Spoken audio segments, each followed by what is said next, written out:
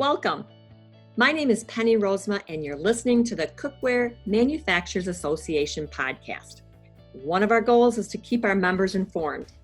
In this podcast, we are having a discussion that is focused on color trends.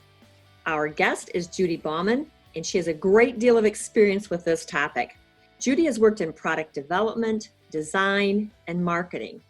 In our category was stoneware, dinnerware, bakeware, tools and accessories, as well as cookware. And I'm talking all types of cookware: encapsulated stainless steel, enamel-on cookware, kettles, forged and cast aluminum. The list goes on. In particular, Judy's worked for 7 years with Le Creuset. She was the director of marketing and oversaw color designs and development across multiple channels with Le Creuset. Now, if you've stepped into a store, a Le Creuset store, you recognize immediately the significance of color in their sales strategy. You know, they've got different strategies, whether it's a national color launch, independent gourmet stores, working with primary retailers exclusively. And then, of course, there's Le Creuset's own full-price retail stores and their website, and it goes on. This is quite a juggling act. And Judy has worked in the midst of all of that. And she's now an advisor and consultant specializing in the houseware industry. And she holds a board of directors position with CMG, the Color Marketing Group. Now, if you're not familiar with CMG and you wonder why you should be interested, let me just quote from their website. The Color Marketing Group is the premier international association for color design professionals. Their mission is creating accurate and relevant color and trend forecast information by connecting global color professionals in their shared passion. So you get information about the Color Marketing Group at colormarketing.org. Well, that's our brief introduction there. Hello, Judy, and welcome to our podcast. Hi, Penny. Thank you. It's nice to be back in the CMA team, at least for today. Yeah, I love it. I'm so grateful that you took time to, cover this topic with us. I'm just curious, to start with, how did you become interested in color at all? Well, I think it started really quite early and, very young. I remember my mom was a painter. I had a studio in the house and I was always curious of what was on her mixing palette. And when we would do the typical family road trips, it wasn't I spy color game and see red. Her answers were always crimson or cerulean, sky blue pink, ochre. So we learned just all the details behind the basic colors very early. But I was really fortunate to spend quite a bit of time in my early career at Reebok, a large organization with a lot of resources for tools and learning. And Faith Popcorn had been brought in to speak to the design and marketing and product development team. And she was, at the time, the preeminent trends watcher in the industry. And I was just fascinated by her and her team on the streets, watching streetwear and color, graffiti, nail color polish, just finding and collecting all of these trends and using that to help corporations and designers forecast what the colors are going to be in the future. And the colors typically come from stories and themes. So what was going on in the world, what was shifting, and then what colors would come out of that. So since then, I think I've just been hyper observant, understanding the effect on color, both emotionally, physiologically. Your brain has a reaction when it sees certain colors. And it's just been woven into my career ever since. Fascinating. That is fascinating. It's amazing how one person's presentation or meeting somebody can kind of shift your direction on what where your interests are. Mm-hmm. Now, for listeners that are not familiar with cookware and the baker industry, how does a manufacturer make product color choices? Give us some background on that. Sure. Of course, it's going to be unique for every company. You need to decide how deep you want to play in color. A lot of times people have a core assortment, often reds and blues, maybe black, and then decide, do you want to bring in new color seasonally or annually? depending on your consumer base and how eager they are for new colors. Maybe it's only once every 2 years. So it's really very specific to your company.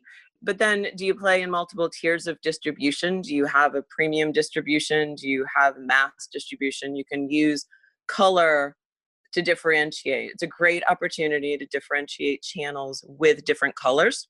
And a lot of times you need to know your target consumer. There was a project I worked on. I had done a trends report and presented it at the Ambiente show in 2015.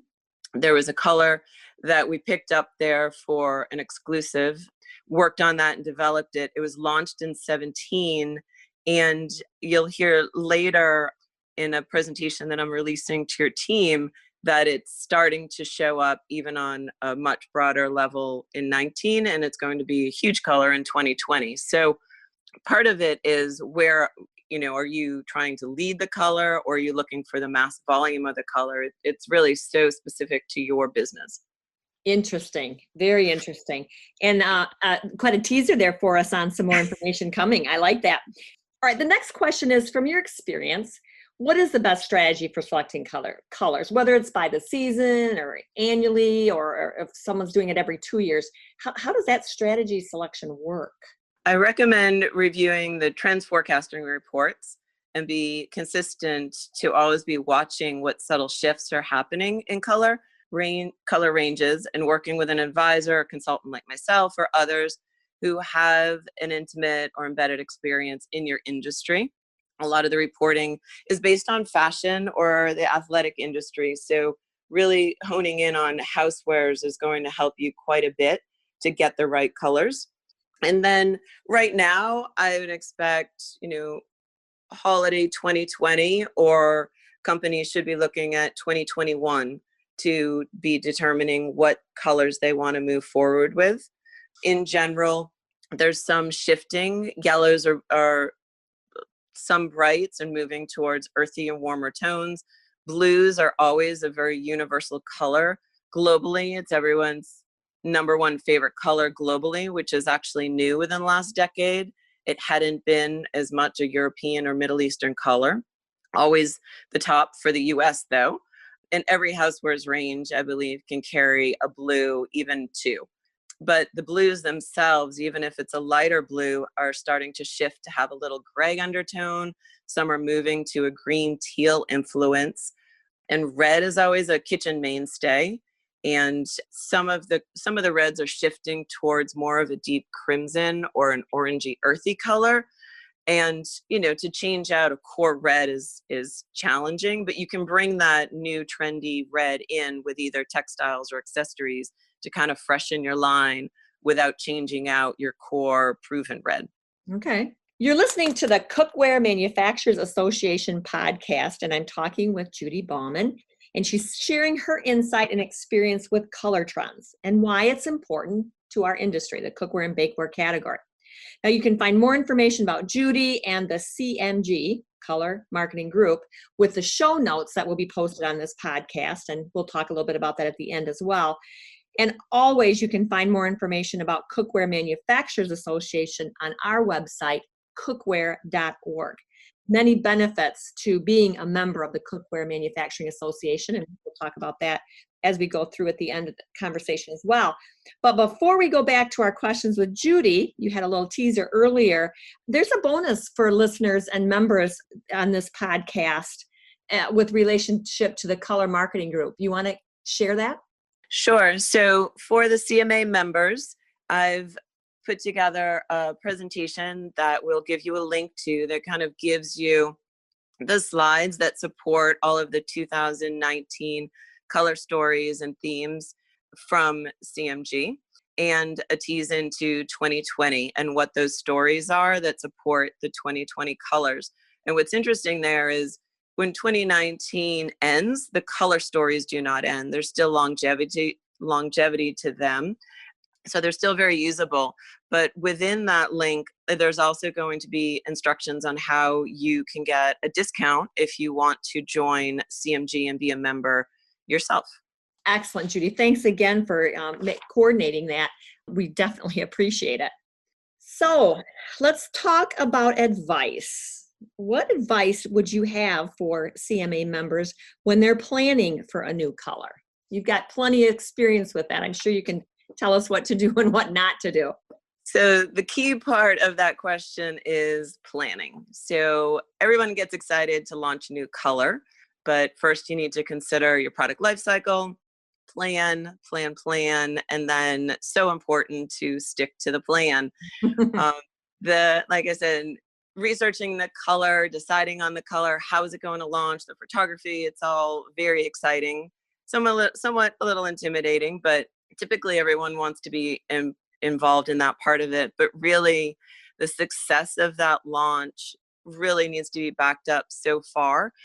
Almost more importantly, is what is the core collection, what is your seasonal or transition colors, what goes away to make room for your new color if that's necessary. And by room and space, I mean, do you have the manufacturing space? Have you looked at what is going to be needed for load in of a new color? Have you made room in the warehouse, retail floor space, and the consumer demand? Have you built up a demand? Is your consumer ready for a new color? If you're interested in a new color once a year, or if you're trying to launch 3-4 colors in a year, do you have that consumer demand to absorb all of that? And then again, go back to planning. One thing that's really interesting when launching a new color is sometimes you have colors in your palette already that coordinate very well with this new color. So think through, is there going to be a peripheral boost to something else in the line? There's something in the line that you specifically want to get a boost. Use that in your photography. Use that possibly in a buy-in program. And then understandably, there may be something that's cannibalized with this new launch, even if it's just temporarily. So again, it all goes back to planning. It's not necessarily a bad thing if you plan for it. So either, bring down production or move that out for a couple of years and bring it back. You don't want to be sitting with an overstock situation because you launched a new color and color X is lagging behind. And again, if there's a peripheral item that's getting a boost because of the color, then you don't want to be chasing that. You don't want to be wasting resources and wasting time chasing sales when it could have just been planned months in advance. It's really the marketing and design team typically concepts the color, but it really is a full company process to make sure that the launch is successful. I liked your opening on that question. It was plan, and then stick to the plan. Right. But that applies to so many things. But yeah.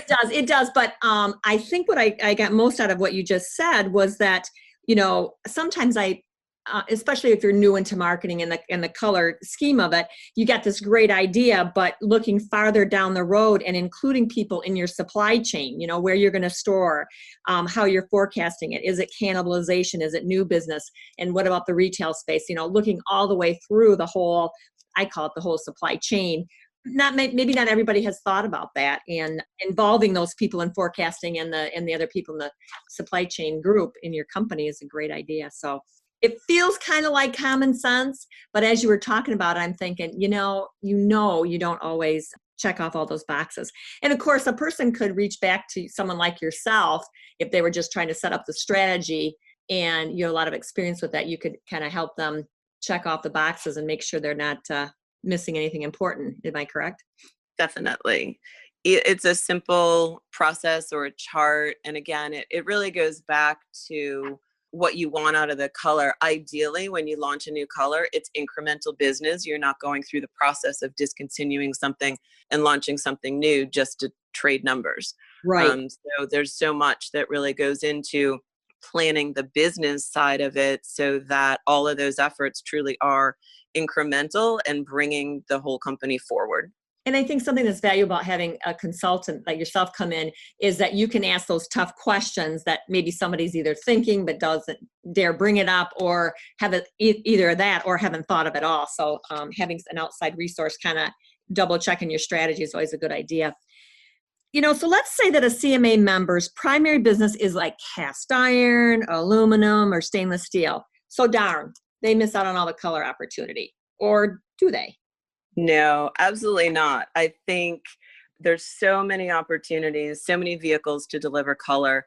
And again, looking at the CMG color palette for 2019, 2020, there's so much you can do with that even before you apply it to product itself, your brand, what your internal branding and logo treatments are, what's been approved to use, your packaging. That 4 feet from the shelf theory is really a real thing. There's so many different trends in packaging that changes and shifts either from lifestyle packaging or super clean and just words and graphic or the product shots, and then how you photograph and present your product, the website, your banners, email blasts, if you're framing headers, what your landing page is on Amazon, if you work with Amazon.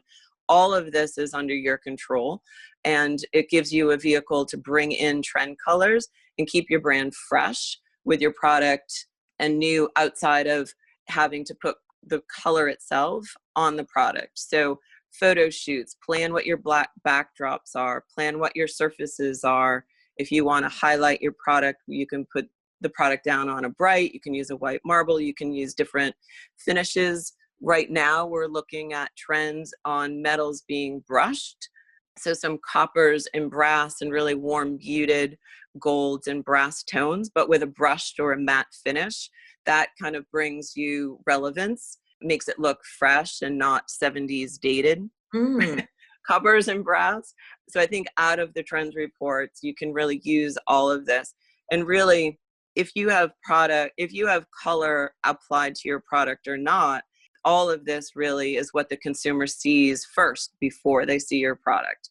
They see the headline and they see the email blast, they see your packaging. So all of it subliminally, cumulatively reflects on your brand and where you are, if you're relevant, and if you are what that consumer is looking for, if there's a connection to your brand before they even see the product. Lot of thought goes into all of that. This is just so fascinating. You mentioned, we talked about color forecasting. Where do you look for color and color trends? What's the source?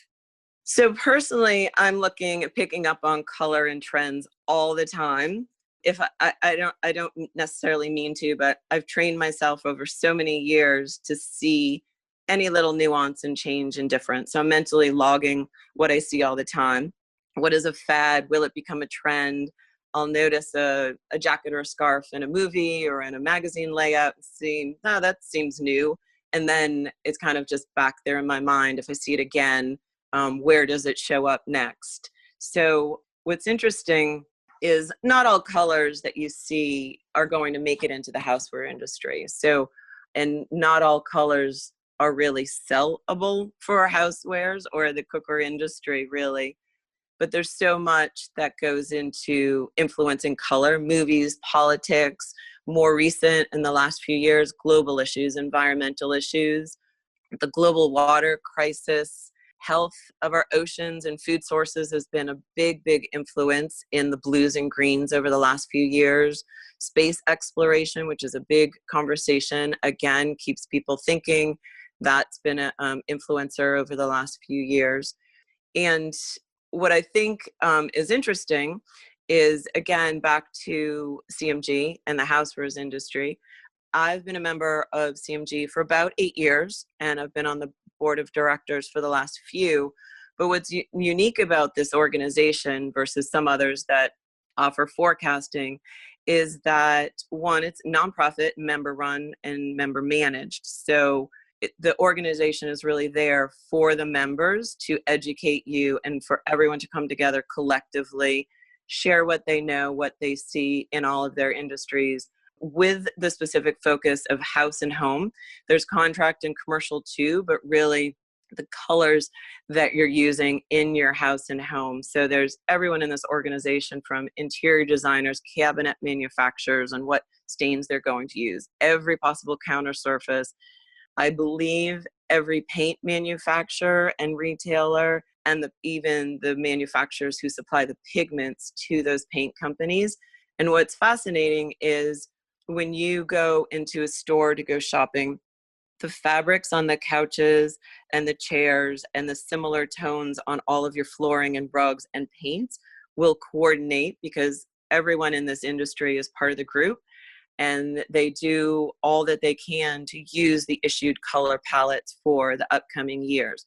So you're not going to go into a store and buy a couch that has a greenish, warm gray undertone, and then your rugs are going to have a cool, darker gray. So it's not by accident that season after season, everything is coordinated because of this organization. And it's not just North America. There's a color palette for North America, for Europe, Asia Pacific, and Latin America. And for myself, where in my last role, Le Creuset was a world company and we share colors, I would look at all of the palettes, and I would have certain retailers that wanted to be more leading edge or had a consumer base where they wanted to have a little bit more of a European influence or European flair. So we would look at the European palette as well as the North American palette. So if you have a consumer base that's more Latin America and North America, you have those palettes to pull from both of them. So I think that part is really interesting.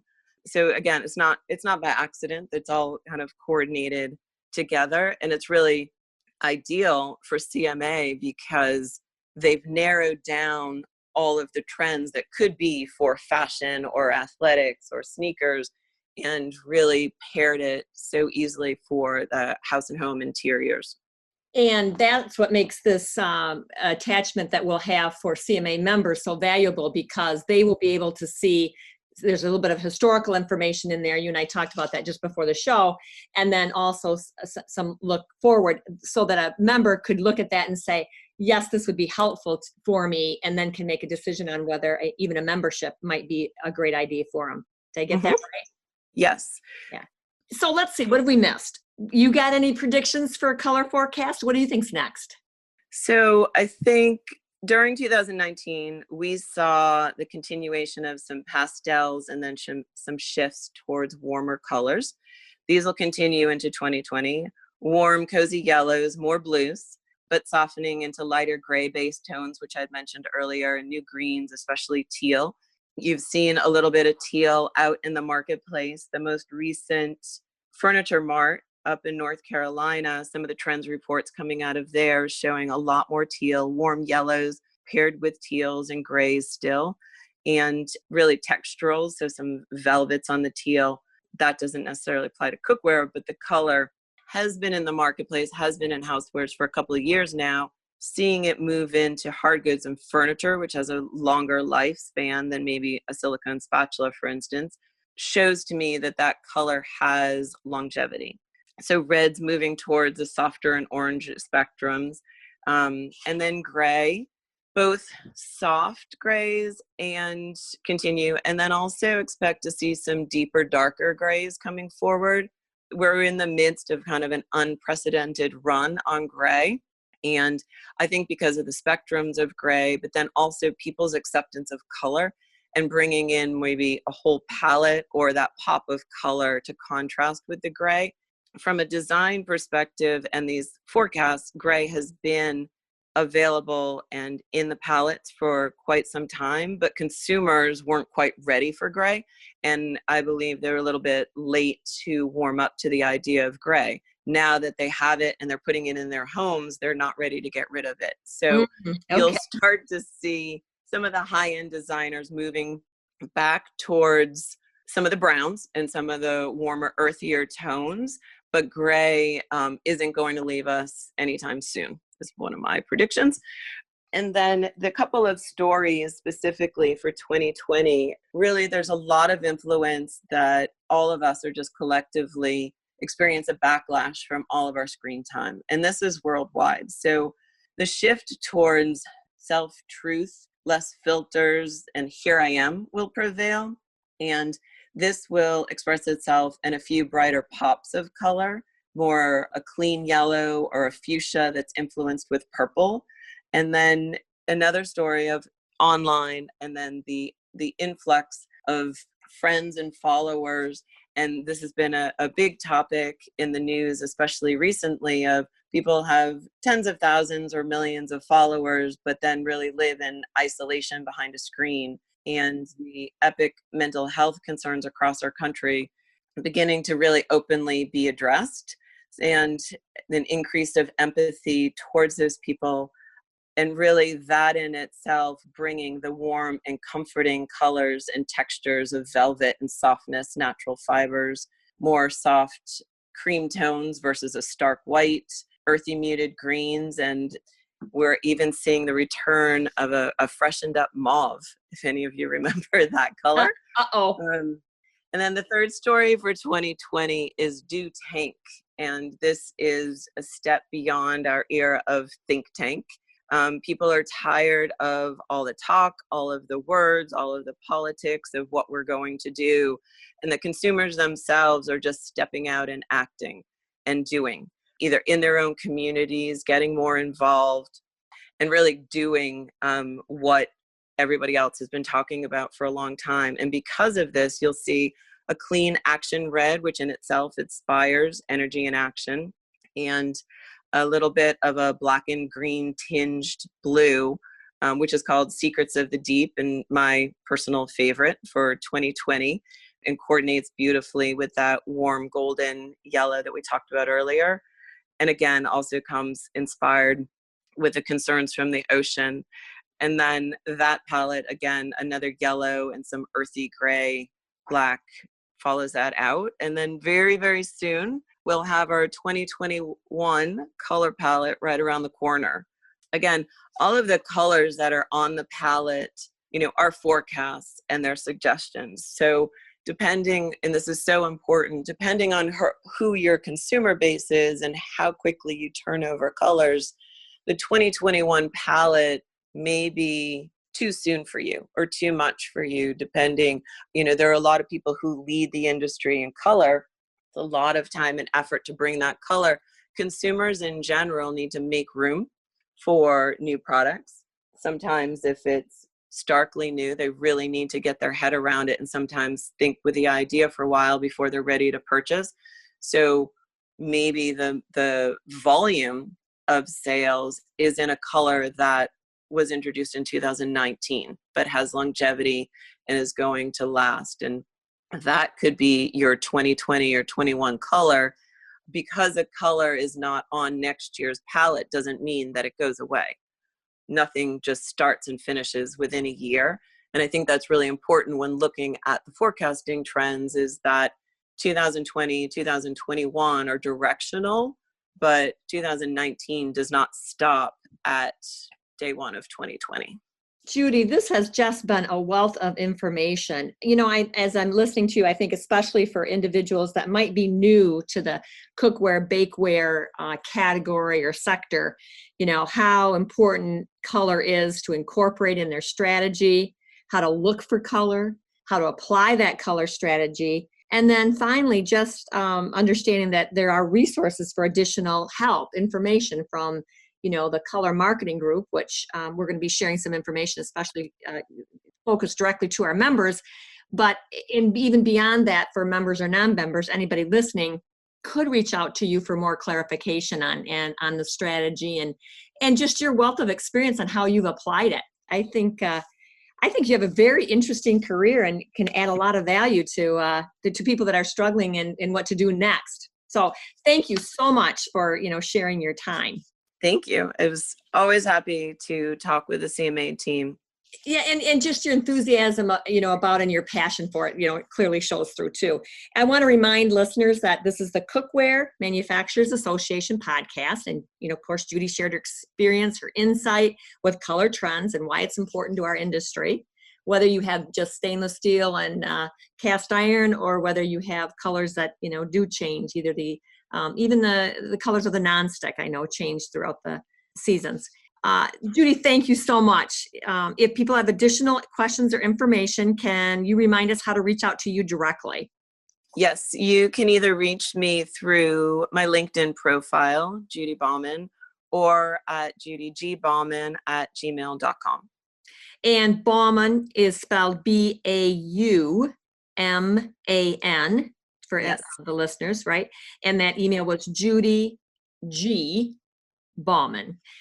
And then, of course, for more information on CMG, they have we'll have that included in the show notes, along with the contact information for the person at the Color Marketing Group if they want to take advantage of the discount for membership. Yes. Did I miss anything on that one? Are we covering it all? No, we covered it. I think so. Well, listeners, my name is Penny Rosema, and I'm recording for the Cookware Manufacturers Association. If you'd like more information about CMA, you can contact me at prosema@cookware.org. You can find my email address and my phone number, contact information on cookware.org. But I also want to remind members or potential members that the association is a proven, valuable resource. Beyond podcasts like we've done here, we are responsible for maintaining and updating the engineering standards for the production of cookware and bakeware. We just, in September of 2019, updated chapters 3 on the handles. We have an induction cookware chapter now. We've updated the glass bakeware chapter. So if you would like more information about that, you can find it on cookware.org. For our members, we also provide statistical reporting, some great timely statistical reporting. And of course, we're a great resource for retailers with cookware training guides and some great links on our website. If you'd like more information about our organization, please reach out to me. I'd love to talk to you and share, or ask Judy, because Judy was with organizations that were former members, so she can give you an unbiased opinion of what the organization is worth. True. You'll find this podcast on the member section of the cookware.org, and we're also on iTunes, Stitcher, and Google Play. Hey, Judy, thanks again. I appreciate everything. Thank you, Penny. All right. That makes a wrap for this episode, and thank you, everyone, for listening.